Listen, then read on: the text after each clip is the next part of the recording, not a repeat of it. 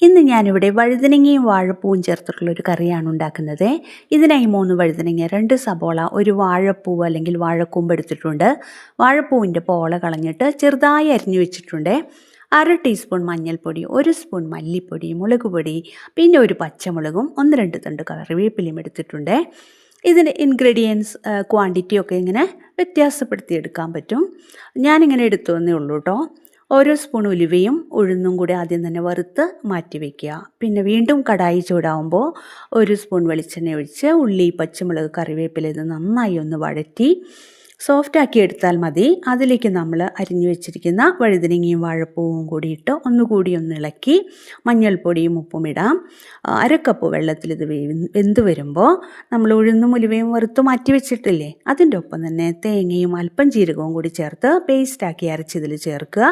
ഒന്നുകൂടി തിളയ്ക്കുമ്പോൾ വാങ്ങി വെച്ച് ഉപയോഗിക്കാം.